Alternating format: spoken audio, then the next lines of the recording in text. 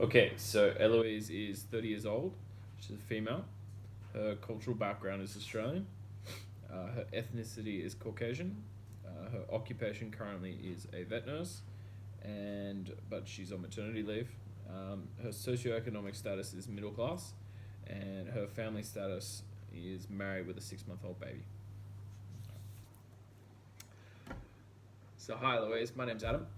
I'm an exercise physiologist. We spoke earlier on the phone and I explained to you what an exercise physiologist is and what we look to offer here.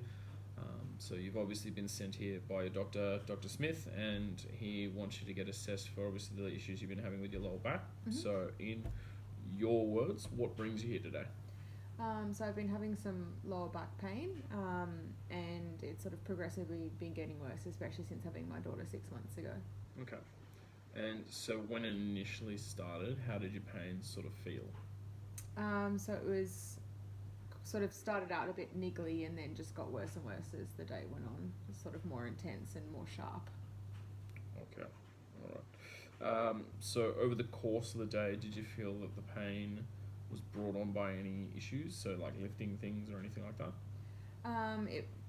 So it was all right sort of once I got up, and then obviously getting up and down off the ground, playing with my daughter or getting her up out of her bed, or leaning over the change table. Those kinds of things definitely make it a bit more sore. Okay, It's sort of achy. Bending routines, I Yeah. guess would be the way to describe it. Okay. Yeah. There's a lot of sort of sitting down and standing up and leaning over when you have a baby. So Okay. lots of that. How old's your baby? She's 6 months. Okay, what's her name? Ruby. Nice. Okay. All right. So obviously with work and things like that, are you currently working or are you currently on maternity leave? Maternity leave at the moment. Oh, okay. Yeah. How long are you on maternity leave for? So I go back in November, so another 6 months or so. Okay. All right. And has the pain been getting worse on maternity leave, obviously with all the lifting and stuff? Yeah. Okay. All right. So if you were to describe your pain in the sense of how it comes on, you've said it comes on gradually. Is it a sharp pain? Is it a stabby pain? Do you get any sort of pins and needles in your arms and your legs or anything like that? So luckily no pins and needles or anything like that yet, and it kind of depends on what I'm doing. It can be quite sort of sharp, like if I stand up off the ground after lying down for a long time playing with her and that kind of thing, or being in the same position for too long. Otherwise, if it's leaning over, it just sort of gets more and more achy the more I'm leaning over. Okay. So in the past, have you had this sort of pain, or has it progressively just gotten worse with your current job and then you've had the baby, or what sort of work did you do in the past? So I work as a vet nurse and Yep. also do some medical reception. Okay. So I guess both of those have aspects that have not helped. I mean, sitting for a long time at the reception desk doesn't help it, and also bending over, leaning over a lot, picking up dogs at work, those kinds of things, because some of the dogs we have to lift are quite heavy. Okay. So things like that hurt as well. So do you feel like posture in the sense of when you're sitting for long periods of time and you're hunching forward, do you feel that brings on the pain? Yeah, definitely sometimes, especially because we're answering the phone all the time, leaning over to do payments, leaning over the keyboard, booking appointments. Definitely sort of you find you're hunching forward a lot. Okay. Do you get any pain or any other injuries or anything else going on with the body in that sense? No? No. Okay, perfect. All right, that's good.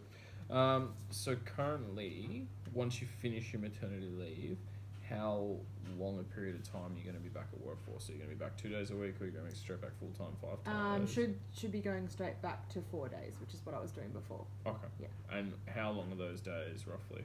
Usually about 8.5 to 9 hours. Okay.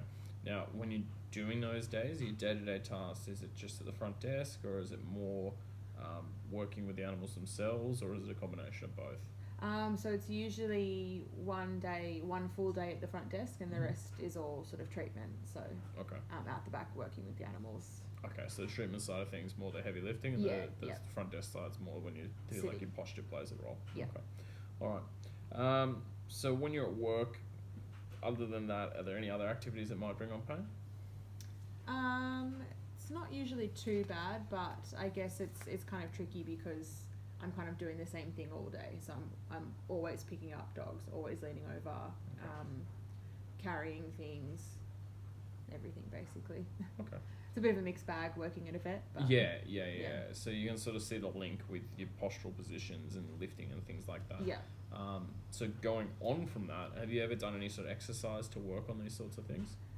So nothing to work on this itself. I did used to train at a gym regularly. I had a personal trainer, but wasn't too happy with that, so stopped doing that, and haven't done that much since having my baby. Okay. Yeah. Do you mind if I ask why you sort of stopped working with the trainer and that sort of thing? I guess I sort of felt like I was trying to go to the gym to, get stronger, improve general health, posture, strength, that kind of thing, to help with work and help with the back pain. Yep. And I feel like I was kind of just being flogged, basically, just made to work really hard, really fast for an hour, not actually achieving what I wanted to achieve. I don't think it was really helping, my long-term goals. It was more just like the trainer getting in, getting out, and then I was often quite sore the next day, which kind of, I feel like, defeated the whole purpose. Right. Okay. Yeah.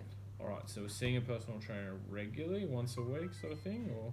Yeah, I was going twice a week. Okay. Yeah, and then doing weights on my own the other days as well. Oh, okay. Yeah. Did you have a program to follow while you were doing all that, or? I was written one, but it was also stuff that was quite hard to do on my own. Okay. I found as well. Okay. So, would you say guidance would be a big aspect of? Yeah, definitely. Going into the gym, and especially starting out as someone who didn't have that much experience in a gym, it's very hard to be given a program to follow when I don't really know what I'm doing. Okay. Yeah. All right. So understanding how to do the exercises and how to follow your program would be a good way of keeping your adherence in the gym. Definitely. Yeah. Okay. Excellent. So when you were at the gym, were there any things you really enjoyed doing specifically? So I did enjoy doing the weights and that kind of thing, but just more standard stuff. Not like Olympic lifting and that kind of thing, which is what I was being asked to do, which I mean, it was kind of fun, but not really the reason I was going to the gym in the first place. So just more routine weights, resistance, that kind of thing. Okay. Yeah. Perfect. Okay. So outside of the gym, is there any kind of physical activity you really enjoy doing? So I really like walking, and I did used to walk a lot before having my daughter. Life's been a bit hectic since she came along, so I haven't had a chance to do that as much. So bushwalks, beach walks, that kind of thing. I do enjoy doing that. Okay. So when you say that your daughter's, obviously, what are some barriers there with your baby that stop you from exercising? I guess it just when you have a baby, it's very hard to get out of the house for the first little while. Yeah. And then I think as well, I haven't gone back to the gym or anything because I don't particularly want to leave her at places like that yet. So I think it'd be better if I had things that I could do at home when she's here, basically, or things that can incorporate her or that I can do while she's asleep and that kind of thing, because I'm kind of limited in my time if she doesn't sleep for that long. Okay. So an at-home program and something you could follow that would be simple, but obviously get the effect of going to the gym and then building you up to go back to the gym. Yeah, definitely. Okay. Yeah, definitely. When she's older, that'd be something I'd be keen to do. Okay. So in the past with exercise, do you feel you've gotten the results you wanted, or? Not really, because I mean, I guess the main reason is to either help with or at least get rid of the pain, which I think increasing my strength would definitely help with. Absolutely. But I don't quite feel like I got there. Last time I tried. Yeah. I mean, there's probably a number of aspects that we have to work on, but strength being one of them. And there's obviously carrying a baby and all that sort of stuff that you're doing now that's different, and obviously it doesn't help to have a sore back when doing it. So obviously one of your main goals, I guess, would be to look after be able to help out more. Well, not in that regards. Be able to help more without being in pain.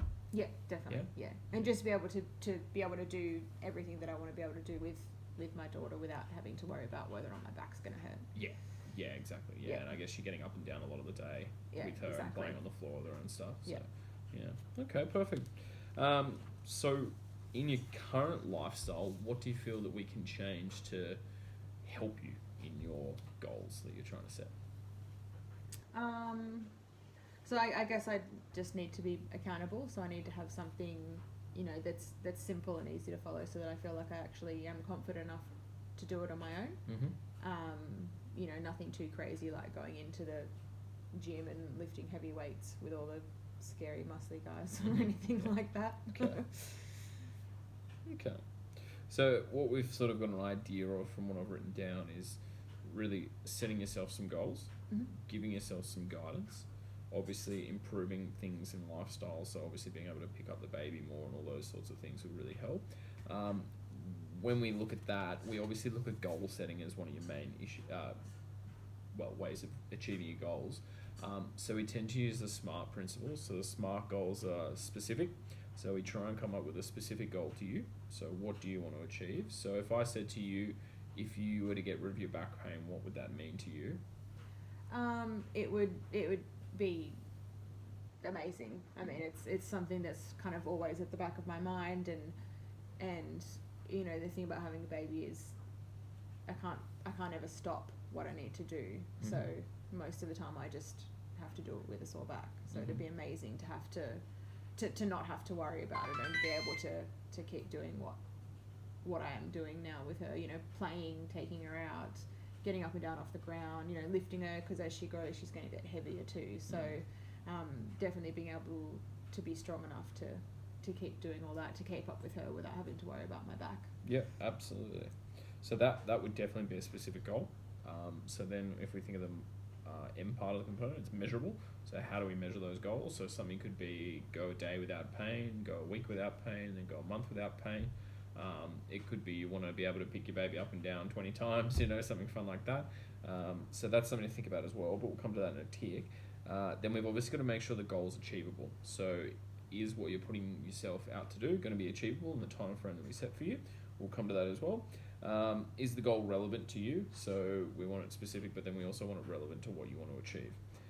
And is it in a timely manner? So we're not saying we want to be out of back pain in a week. We're going to set ourselves a time frame to actually achieve the goal. So if I said to you in the next 6 months, what would you like to achieve? What do you think would be achievable in that time frame? So definitely a reduction in pain. I mean, I'm not expecting it to go away completely really fast, but definitely a reduction, and to just generally be stronger, and I guess more confident in what I'm able to do without pain, basically. Okay, perfect. All right, well, thank you very much, and we'll go from there, and we've run out of time, unfortunately. So